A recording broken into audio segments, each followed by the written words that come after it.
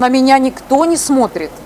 Никто не смотрит вообще. Египетские мужчины, для них не важен возраст. Очень много здесь браков, где женщина гораздо старше. Старая яга, что ты тут делаешь? Она говорит, это я для тебя старая. А тут я Хабибти, я Рохи, я Эльби. Вот так. В Египте мужчин больше, чем женщин. И намного больше. Так что приходите утром. Здесь красивый рассвет, не жарко. Ирина, я здесь прожила вот уже 5 лет, и я как-то почувствовала, что Египет успокаивает. Вот у вас есть такое ощущение, несмотря на то, что вы прожили здесь уже 18 лет?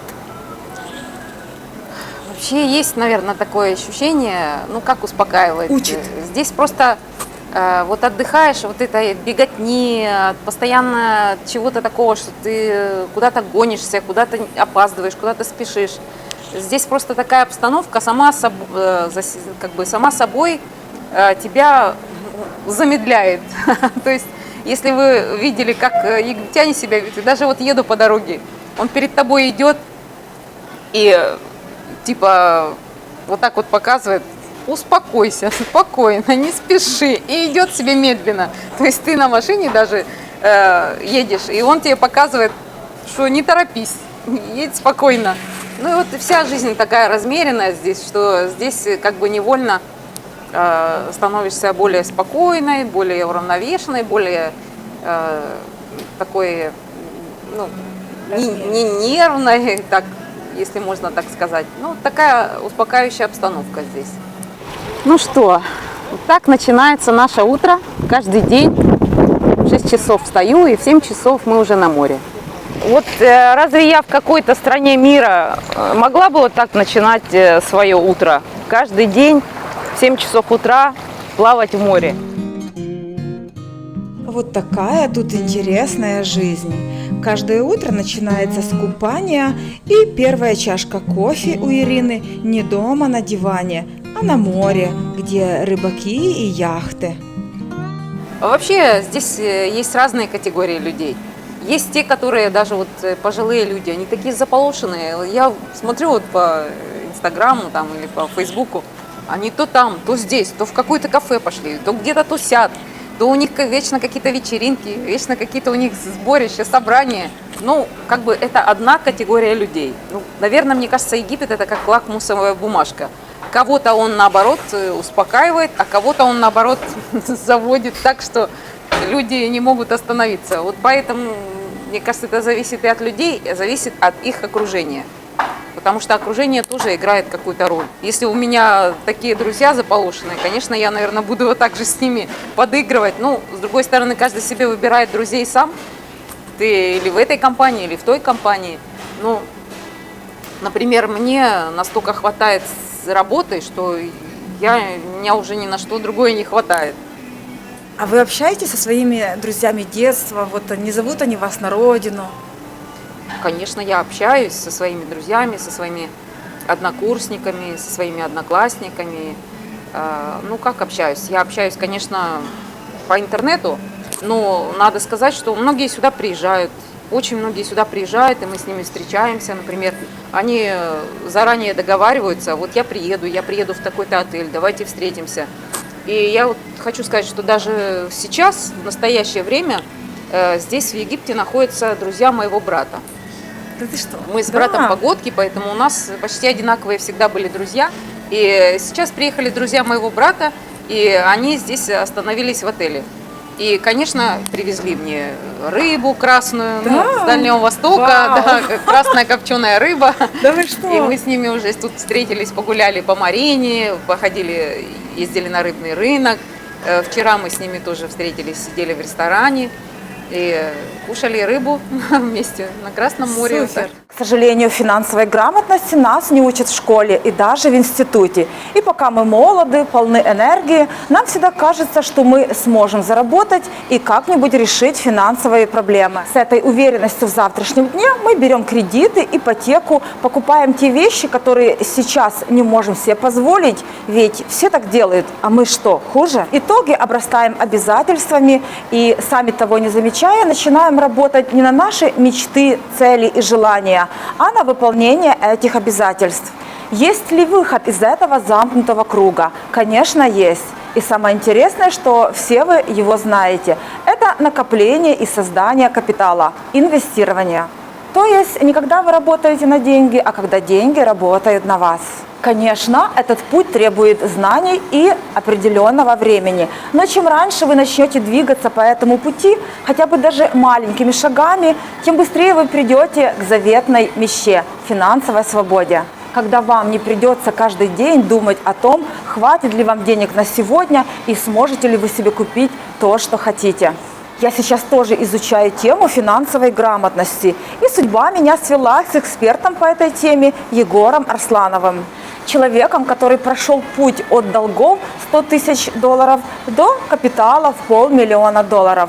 И сейчас делится с людьми своими знаниями и опытом, накопленными за 15 лет.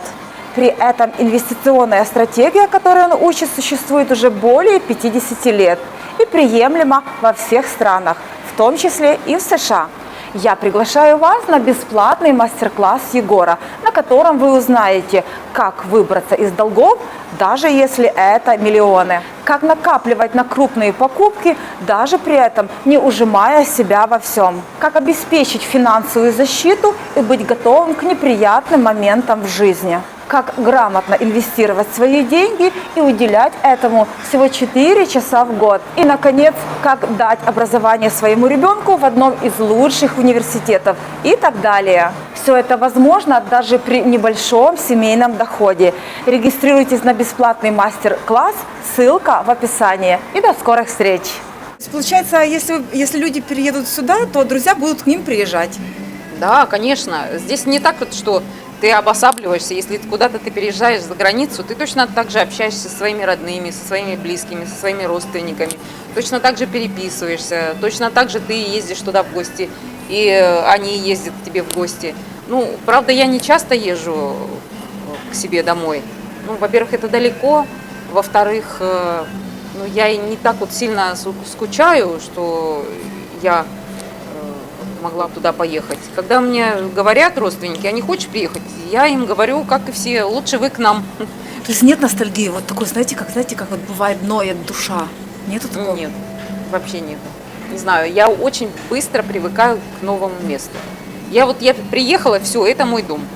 У меня нету уже какого-то желания куда-то тащиться, там, куда-то ехать за 3-9 земель.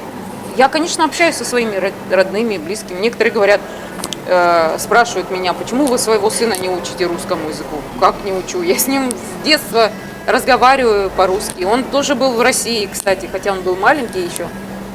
Он помнит, как он клубнику ел, как он малину ел, ну, вот эту зелень он помнит, там поезд он увидел первый раз, дождь он увидел первый раз там же. Поэтому мы, конечно, поддерживаем как бы и связь со своей культурой, и со своими родными. Не теряемся. Ирина, вот как вы считаете основные плюсы Египта? Ну, основные плюсы, как для меня, так это климат. Для меня это божественный климат просто, потому что я очень не люблю холод. Холод, снег, дождь не люблю. А здесь всего этого нет, здесь тепло, здесь нету зимы как таковой, климат сухой, поэтому жара переносится намного легче, чем даже российская жара. И хочу отметить, что здесь очень те люди, которые приезжают сюда, они приезжают для здоровья, для оздоровления.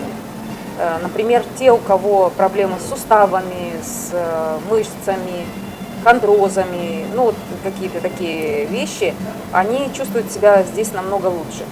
У меня даже были гости, которые приезжали сюда постоянно, и женщина приезжала на коляске, и постепенно к концу отпуска она вставала с коляски, поднималась, где-то там ходила, что-то. Она говорит, вот так на меня действует Египет, и без него я просто жить не могу. Утром в 7 утра плаваем с 7 до 9. Это очень здорово, потому что еще никто не плавал. Море свежайшее, Вот. То есть прилив какой-то энергии особо идет. Вот. Но я хожу 2 раза в день, я еще прихожу вечером. В 4 часа, в 5, как только после заката солнца. Потому что удобно. В жару плавать всегда хорошо только утром рано и вечером. Вот. Ну и, соответственно, это самое любимое море, что тут добавить больше нечего, по сути. Ну, короче, это концепция исчезающего искусства. Восстанавливает душевное равновесие. Можно ставить каждый день камушки, если ветерок их крушит. Потом ставишь новые камушки, каждый день новые. Вот такая тема. Ничего сложного. Люди, которые больны астмой, им дышится очень легко здесь. Во-первых, здесь морской климат, морской бриз такой, морской воздух и сухой климат, сухой жар. Он прочищает легкие. Даже когда здесь была пандемия, здесь она протекала как бы в легкой форме. Здесь сухой климат, жаркий и морской воздух помогали людям пережить вот эти вот болезни. Ну, я не знаю, даже не знаю никаких моих знакомых, кто болел бы этим короной. У меня еще есть одна знакомая женщина, которая тоже снимает, время от времени приезжает сюда, снимает квартиру. Она приезжает на коляске. И потом к концу отпуска она уже встает потихоньку с нее, потому что у нее, она из Англии, и там у них влажный климат, и очень плохо она переносит его там у себя. А здесь уже встает на ноги. Что еще? Еще фрукты, овощи египетские. Это еще в Библии было описано, как в Египте росли фрукты и овощи. Капуста, огурцы, все просто перечисляются, все. Чеснок даже. Когда израильтяне выходили из Египта, они даже вспоминали, говорят, как же мы будем, там такой лук, там такой чеснок, такие огурцы, такая была капуста. Вот они жалели об этом. Ну, здесь Нил с этими своими каналами. Если вы поедете в Луксор, вы просто удивитесь, насколько большая разница между нашей пустыней и той растительностью, которая там. Просто вот вы несколько часов отсюда уезжаете, уже взрыв растительности. Банановые рощи, целые банановые сады, папайя, гуава, манго, все там растет. И очень вкусные овощи. Овощи, фрукты. Здесь, мне кажется, не добавляют никакой химии. Если вы оставите овощи или фрукты, помидоры, например, даже в холодильнике, вы увидите, что через некоторое время они испортятся. Это самый большой показатель того, что не применяют никакой химии здесь. Чем мне еще нравится Египет, что здесь круглый год какие-то сезоны или фруктов, или овощей. Вот, например, сейчас сезон манго. Манго, виноград. Виноград здесь множество сортов. И красный, и черный, и сладкий, и несладкий, и с косточками, и зеленый, и маленький, и большой. Ну, просто на любой вкус. А манго сколько и манго. Я даже вообще... Очень много сортов манго, да. Тут и красные, и желтые, и зеленые, и какие-то, которые... да, большие? Да, и большие, и маленькие, из которых сок, и которые просто есть. Здесь очень большое разнообразие. Еще мне интересно, что здесь вот салаты всякие разные есть. Допустим, зимой сезон салата зеленого, такого хас называется. А сейчас уже зеленый салат тут не растет, этот хас, а растет айсберг салат.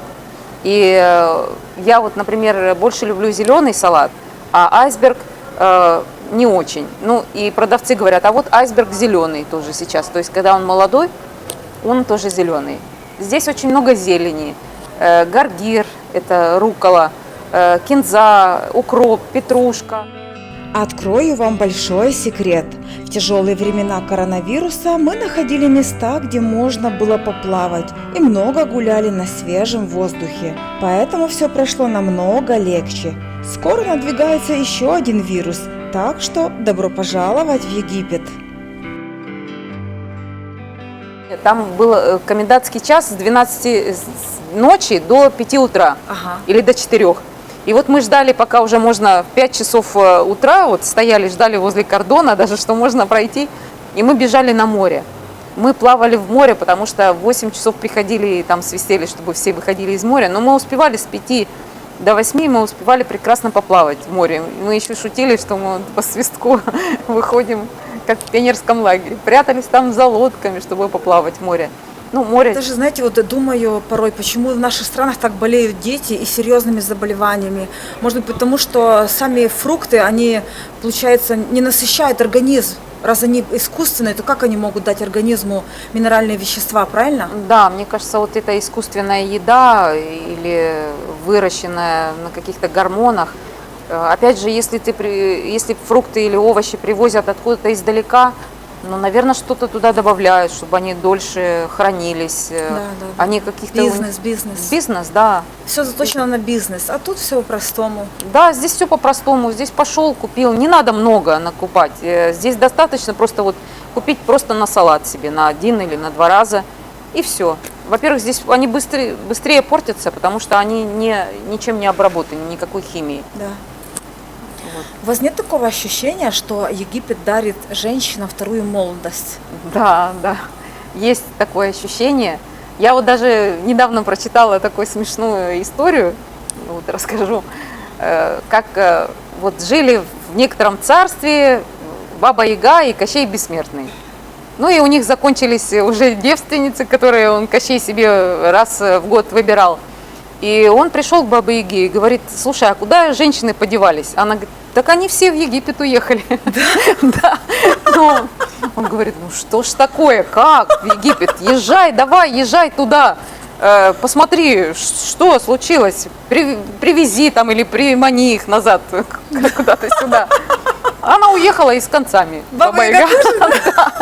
И он думает: да что ж такое, еще даже последнюю послал, Бабу Ягу, и то она куда-то провалилась, как сквозь землю.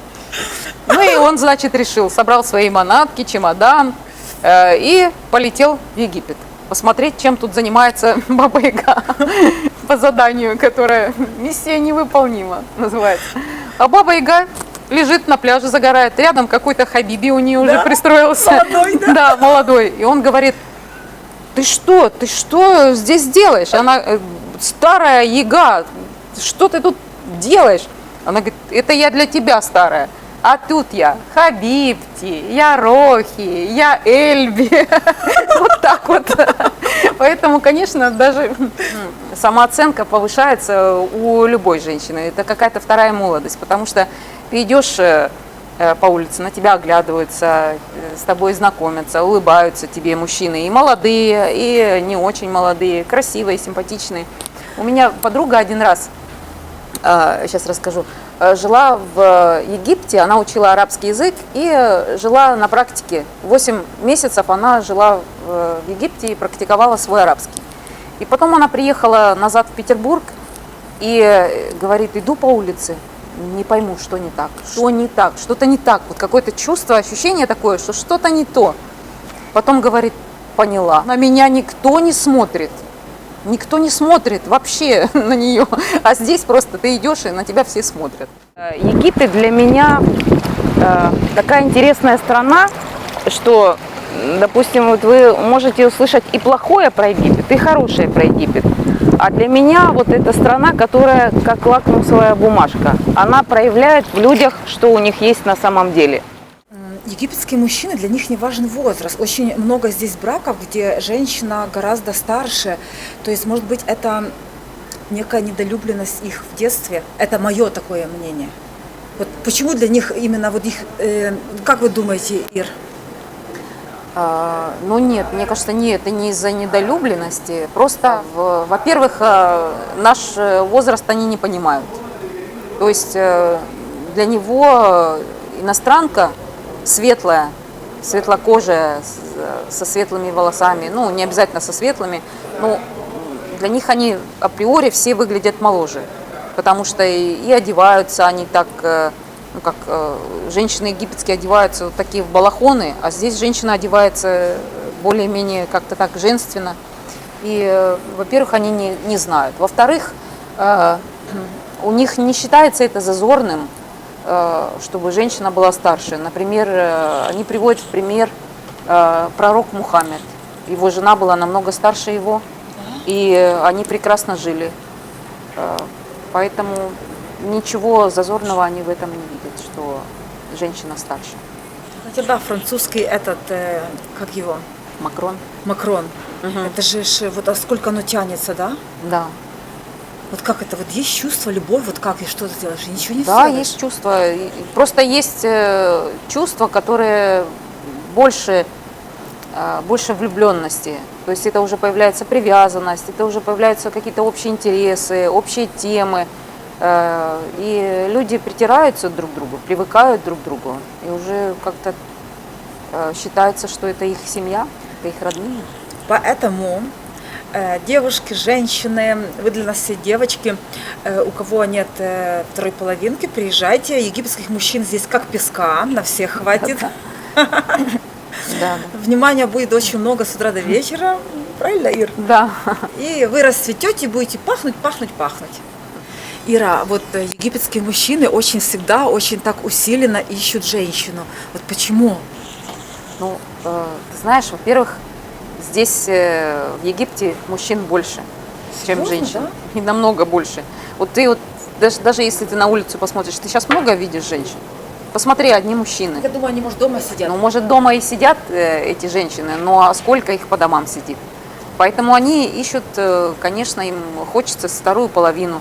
Например, я слышала один разговор, один мужчина другого спрашивает: ты хочешь жениться? Вот египтянин. Вот спроси любого иностранца: ты хочешь жениться? Он скажет: да нет, я не хочу. Ну, больше половины скажет: я не хочу.